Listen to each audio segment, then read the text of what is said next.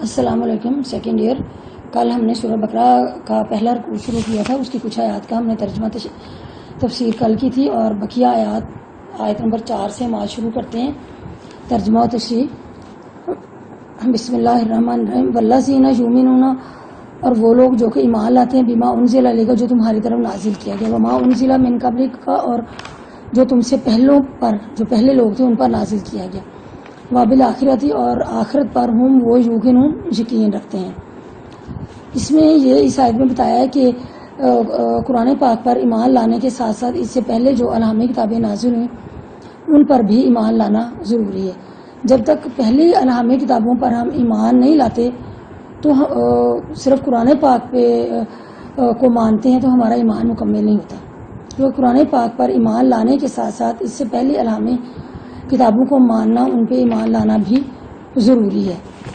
کیونکہ وہ کتابیں بھی اللہ تعالیٰ کی طرف سے نازل کردہ تھیں، الہامی کتابیں تھیں، لیکن چونکہ وہ اس میں تحریف اور تبدیلی کر دی گئی تھی، اس وجہ سے ان پہ عمل ختم ہو گیا تھا، لیکن ان پہ ایمان باقی رہا. جیسے پہلے توریت نازل ہوئی، اس پہ تحریف اور تبدیلیاں اتنی ہو گئیں کہ اس پہ عمل ختم ہو گیا، لیکن ایمان باقی رہا. اس کے بعد پھر زبور آئی، پھر زبور میں بھی لوگوں نے تحریف اور تبدیلیاں کر لیں، پھر اس پہ بھی عمل ختم ہو گیا. پھر اس کے بعد انجیل آئی اور پھر ان دونوں پہ عمل ختم ہو گیا، توریت پہ بھی اور زبور پہ بھی. اور جب انجیل آئی تو انجیل پہ جو ہے وہ عمل ہونے لگا. پھر انجیل میں بھی لوگوں نے اس تبدیلیاں کر دیں، لہٰذا یہ ہوا کہ ان سب میں تحریف اور تبدیلیوں کی وجہ سے ان ساری کتابوں پہ عمل ختم ہو گیا. اور پھر قرآن پاک حضرت محمد صلی اللہ علیہ وسلم پہ نازل ہوا اور قرآن پاک پہ عمل باقی رہ گیا. لیکن اس کا یہ مطلب نہیں کہ ہم پہلے کتابوں کو مانیں نہ، لیکن ان پہ ایمان لانا ضروری ہے. قرآن حضرت محمد صلی اللہ علیہ وسلم نے فرمایا کہ مجھے قرآن پاک کی طرح کی ایک اور چیز بھی دی گئی ہے، یعنی وہ کیا ہے؟ سنت. آخری خطبہ کے موقع پر حضرت محمد صلی اللہ علیہ وسلم نے فرمایا کہ میں تمہارے درمیان دو چیزیں چھوڑ کر جا رہا ہوں. ایک کتاب، یعنی کتاب سے مراد ہے قرآن پاک، اور دوسری سنت نبوی، یعنی سنت، یعنی آپ صلی اللہ علیہ وسلم کی سنت کہ. اور ساتھ ہی آپ صلی اللہ علیہ وسلم نے فرمایا کہ جب تک ان دونوں پہ تم عمل کرتے رہو گے تو گمراہ نہیں ہوگے. ایک اور موقع پر سورہ بقرہ میں ہے لا نفرق بین احد من رسل، ہم رسولوں میں سے کسی کے درمیان بھی فرق نہیں کرتے. اس کے بعد ہے کہ آخرت کے دن پر یقین، وبالآخرۃ ہم یوقنون، اور وہ آخرت کے دن پر بھروسہ رکھتے ہیں. یہ آخرت سے مراد ہے کہ بعد والی زندگی، یعنی بعد میں آنے والی، یعنی دنیا گزارنے کے بعد جو بعد والی زندگی ہے اسے کہا جاتا ہے آخرت. تو آخرت جو ہے اس کا موت چونکہ یقینی ہے، اور مرنے کے بعد جو زندگی ہوگی وہ دوسری زندگی شروع ہوگی. یعنی مرنے کے ساتھ ہی انسان ہمیشہ کے لیے ختم نہیں ہو جاتا، بلکہ اس کی ایک اور زندگی کا آغاز ہوتا ہے. وہ ایک ایسی زندگی کا آغاز ہوتا ہے جو کہ ہمیشہ رہنے والی زندگی ہے، جو کہ کبھی بھی ختم نہیں ہوگی. کیونکہ انسان، قرآن پاک میں ہے کنتم امواتا فاحیاکم، تم مردہ تھے، فاحیاکم، پس اس نے تمہیں زندہ کیا، ثم پھر یمیتکم، وہ تمہیں موت دے گا، ثم یحییکم، پھر تمہیں زندہ کرے گا، ثم الیہ ترجعون، پھر تم اسی کی طرف لوٹائے جاؤ گے. یعنی انسان پہلے کچھ بھی نہیں تھا کہ اللہ تعالیٰ نے انسان کو زندگی بخشی. اللہ تعالیٰ نے انسان کو زندگی بخشی، پھر اللہ تعالیٰ جو ہے وہ اسے موت دے گا اور پھر اسے زندہ کرے گا.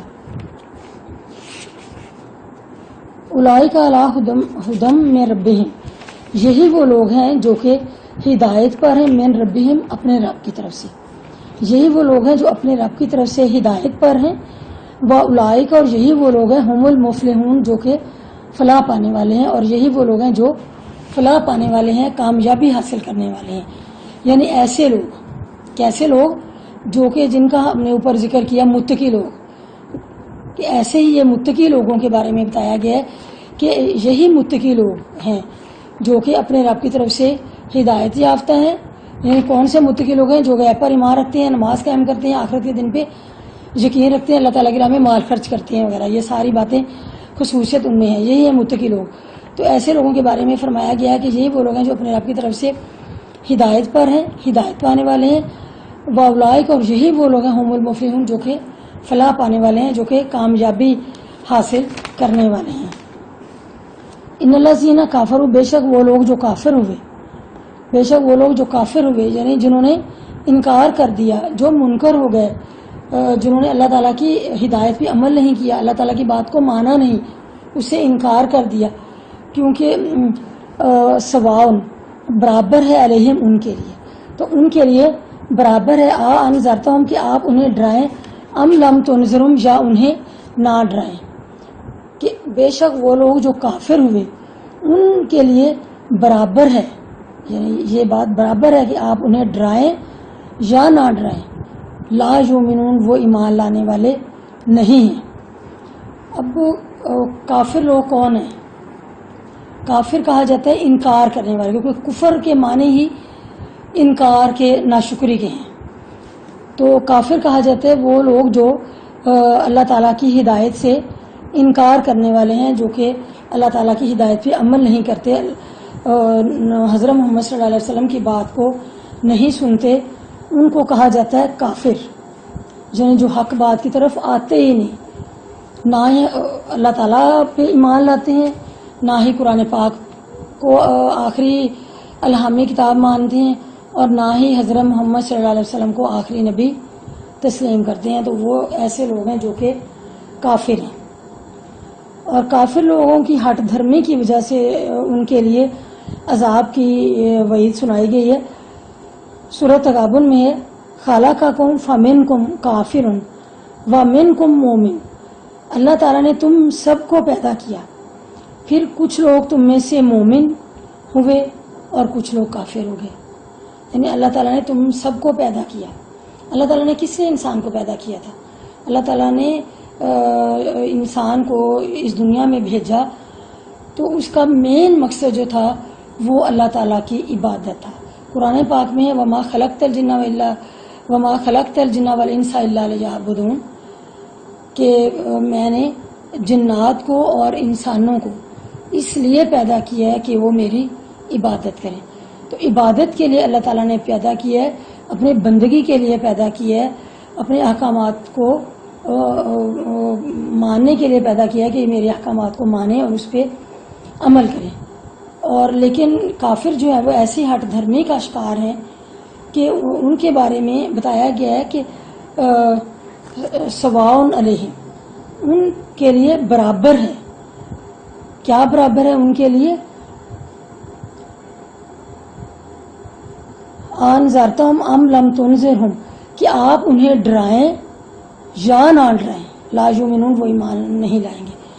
یعنی ان کے دلوں میں ایسی کوئی اللہ تعالیٰ کے چونکہ احکامات کے خلاف چلتے ہیں, حضرت محمد صلی اللہ علیہ وسلم کی بات کو نہیں سنتے, تو ان کے ایسے دل سخت ہو گئے ہوئے ہیں کہ ان کو ڈرائیں, یعنی وعید سے, اللہ تعالیٰ کی عذاب سے ڈرائیں یا نہ ڈرائیں, ان پہ کچھ اثر نہیں ہوتا. حضرت محمد صلی اللہ علیہ وسلم نے تبلیغ کے لیے کیا کچھ نہیں کیا, لیکن کچھ لوگ ایمان لائے اور کچھ ہٹ دھرمی پہ قائم رہے. اب یہ ان لوگوں کے بارے میں جو ہٹ دھرمی پہ قائم رہے, جو ایمان نہیں لائے, جن کے بارے میں پکے جو کافر تھے, جیسے ابو لہب ہے, ابو جہل ہے, امیہ بن خلف ہے. یہ ایسے لوگ ہیں جو کہ ہٹ دھرمی پہ قائم رہے اور ان پہ حق بات کا ذرا برابر بھی اثر نہیں ہوا. جیسے جیسے حضرت محمد صلی اللہ علیہ وسلم تبلیغ فرماتے, ان کو دین کے راہ کی طرف لانے کی کوشش فرماتے, تو اتنا ہی یہ ہٹ دھرمی کا ثبوت دیتے اور حضرت محمد صلی اللہ علیہ وسلم کے بارے میں غلط الفاظ استعمال کرتے. یعنی وہ ایمان لانے والے نہیں ہیں, ان کے دل اس طرف آتے ہی نہیں. خاتم اللہ, مہر لگا دی اللہ تعالیٰ نے, علی قلوبہم, ان کے دلوں پر, وعلی سمعہم, اور ان کے کانوں پر. اللہ تعالیٰ نے ان کے دلوں پر اور ان کے کانوں پر مہر لگا دی ہے. وعلی ابصارہم, اور ان کی آنکھوں پر غشاوتن پردہ ہے، اور ان کی آنکھوں پر پردہ ہے، والہم اور ان کے لیے عذاب عظیم، عظیم عذاب ہے، یعنی بڑا عذاب ہے، بہت بڑا عذاب ہے، عظیم کہتے ہیں بہت بڑا۔ اب اللہ تعالیٰ نے ان کے دلوں پر مہر لگا دی ہے اور ان کے کانوں پر بھی۔ اب ان کے دلوں پر یعنی اللہ تعالیٰ کی تبلیغ، اللہ تعالیٰ کی جب وہ حضرت محمد صلی اللہ علیہ وسلم تبلیغ فرماتے تھے، دین کی طرف لانے کی کوشش کرتے تھے، اللہ تعالیٰ کے احکامات انہیں بتاتے تھے، تو وہ ہٹ دھرمی کا ثبوت دیتے تھے، وہ آپ صلی اللہ علیہ وسلم کی بات کی طرف دھیان ہی نہیں دیتے تھے، سنتے ہی نہیں تھے، بلکہ نعوذ باللہ شاعر، دیوانہ اور بہت سارے غلط الفاظ حضرت محمد صلی اللہ علیہ وسلم کے بارے میں استعمال کرتے تھے، اور جتنے بھی ان کی طرف ان کو سمجھانے کی، ان کو راہ راست پہ لانے کی کوشش کی جاتی تھی، وہ ساری بے سود ہوتی تھی۔ تو جب وہ نہیں مانتے تھے، ان کے دل اس بات کی طرف آتے ہی نہیں تھے، تو یعنی ان کے دلوں میں حق کو قبول کرنے کی صلاحیت ہی نہیں تھی، یعنی وہ حق بات کو قبول کرنے کی صلاحیت ان میں ختم ہو چکی ہوئی تھی، وہ اس طرف آتے ہی نہیں تھے۔ تو نتیجہ کیا ہوا کہ اللہ تعالیٰ نے ان کے دلوں پر اور ان کے کانوں پر مہر لگا دی۔ یہ کیوں ہوا؟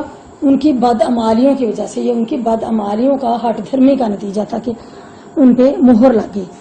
اب ایسے لوگ، اور ان کی آنکھوں پر پردہ ہے، اب ان کے دلوں پہ بھی مہر لگا دی، ان کے کانوں پہ بھی مہر لگا دی، اور ان کی آنکھوں پر پردہ ڈال دیا، پردہ ڈال دیا ان کی آنکھوں پہ۔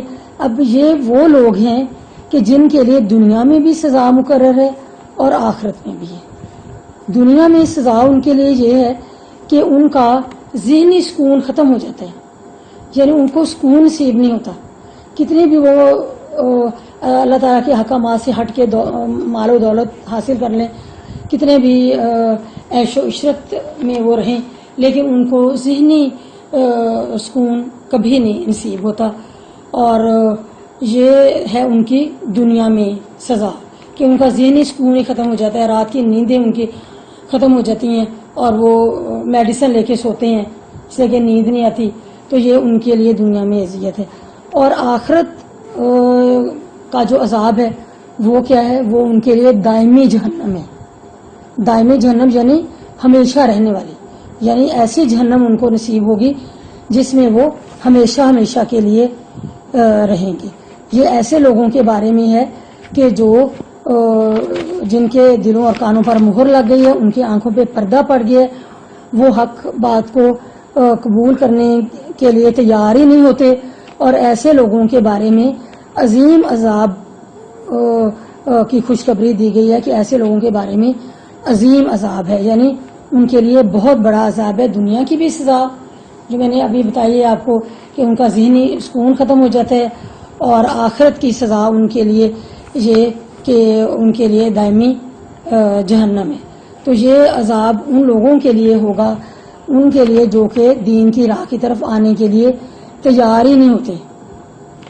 تو ان کے لیے نہ صرف یہ کہ آخرت میں تو جو ان کو جہنم ان کے نصیب میں ہوگی، تو ان کے لیے عذاب تب سے شروع ہو جاتا ہے جب ان کی موت واقع ہو جاتی ہے، موت کے ساتھ ہی ان کا عذاب شروع ہو جاتا ہے، یعنی قبر کا عذاب، جیسے مرنے کے بعد دفن کیا جاتا ہے تو قبر کا عذاب شروع ہو جاتا ہے، اور یہ جتنا ٹائم انہوں نے برزخ کی زندگی، قبر کی زندگی کو کہتے ہیں، برزخ کی زندگی انہوں نے گزارنی ہے، تو انہیں یہ وہ عذاب جو ہے وہ ملتا رہے گا۔ اور میدان حشر کی پریشانی، جب میدان حشر لگے گا قیامت کے دن، تو اس کی جو گرمی اور اس کی جو شدت اور اس کی جو ٹینشن، جو اس کی پریشانی ہوگی، وہ ان کے لیے الگ ہوگی، اور ان کا اس کے علاوہ ان کا جو اعمال نامہ ہوگا وہ بھی ان کے بائیں ہاتھ میں ہوگا، اور اس کے علاوہ یہ کہ وہ دوزخ میں جب جائیں گے تو وہ ہمیشہ ہمیشہ کے لیے رہیں گے۔ ایک مومن شخص جو ایمان لاتا ہے، وہ اس کے نیکیاں اور برائیاں، اگر فار ایگزامپل تھوڑی سی نیکیاں کم ہو گئیں، تھوڑے سے اس کے گناہ زیادہ ہو گئے، لیکن اس نے ایک اللہ تعالیٰ کو بھی مانا، حضرت محمد صلی اللہ علیہ وسلم کو بھی مانا، تمام انبیاء علیہ السلام کو، الہامی کتب کو، اور دیگر عقائد اور اعمال سب کو اس نے عمل کیا، لیکن اس کی تھوڑی سی کوتاہی کی وجہ سے نیکیاں کم رہ گئی، تو اس کو اللہ تعالیٰ اس کے گناہوں کی سزا دینے کے بعد اس کو جنت میں بھیج دیں گے۔ لیکن یہ ایسے لوگ جن کے دلوں اور کانوں پہ مہر لگ گئی ہے، آنکھوں پہ پردہ ہے، حق بات کو وہ قبول کرنے کے لیے تیار ہی نہیں ہوتے، کافر لوگ، انکار کرنے والے، وہ ہمیشہ ہمیشہ کے لیے جہنم میں رہیں گے، ان کو جنت نصیب نہیں ہوگی، جنت کی خوشبو تک بھی وہ نہیں سونگھ سکیں گے۔ ٹھیک، اب یہ پہلا رکوع ہمارا پورا ہوگا، کل سے انشاءاللہ تعالی ہم دوسرا رکوع شروع کریں گے۔ چلیے، اللہ حافظ۔